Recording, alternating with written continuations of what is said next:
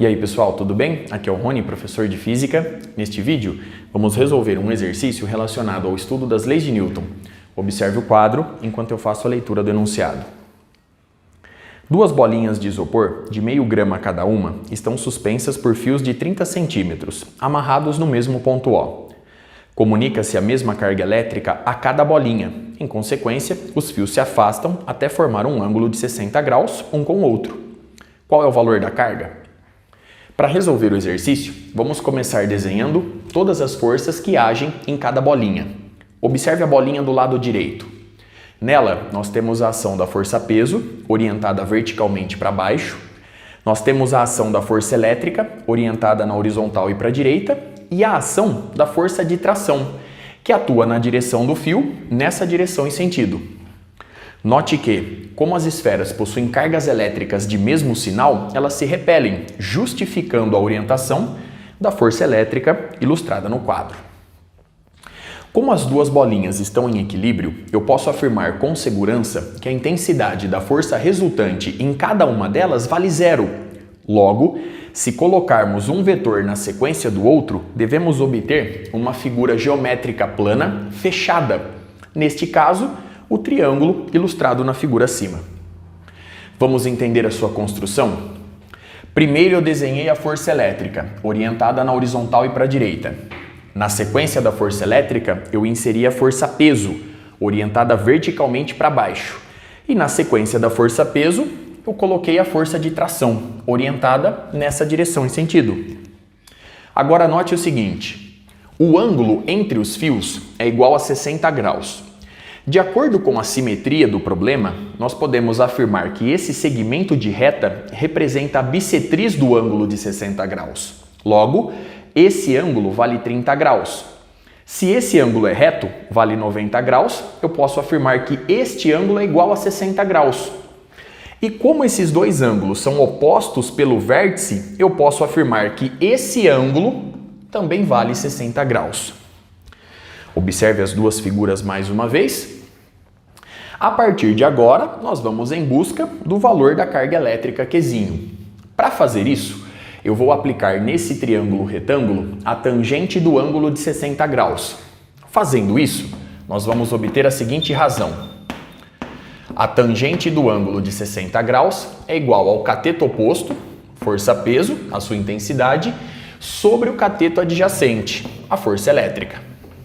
Consequentemente, a força elétrica é igual à força-peso sobre a tangente do ângulo de 60 graus. Muito bem.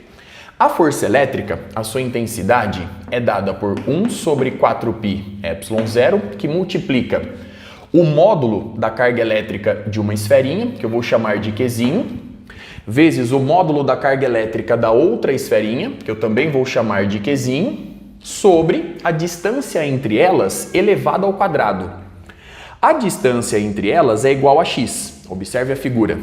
Sendo assim, nós temos xzinho ao quadrado. Isso é igual à intensidade da força-peso, massa vezes a aceleração da gravidade local, sobre a tangente de 60 graus. A tangente de 60 graus é igual a raiz de 3. Observe a expressão obtida, os cálculos realizados até aqui. Dando sequência, a partir dessa igualdade, nós podemos escrever que Qzinho ao quadrado é igual.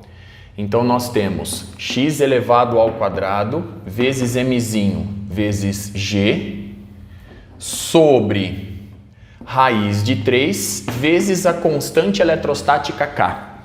Observe que a constante eletrostática K é igual a 1 sobre 4πε0.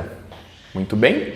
Substituindo os dados, nós vamos obter Qzinho ao quadrado é igual a x elevado ao quadrado.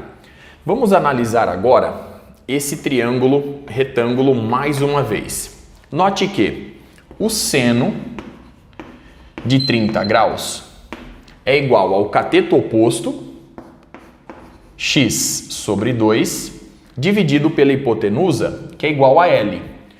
O seno de 30 graus é igual a meio, portanto, 1 sobre 2 é igual a x sobre 2L. Simplificando o número 2 com o número 2, vemos que a medida x é justamente igual a L. Logo, Qzinho ao quadrado é igual a x elevado ao quadrado, que eu vou substituir por L ao quadrado. Observe a medida.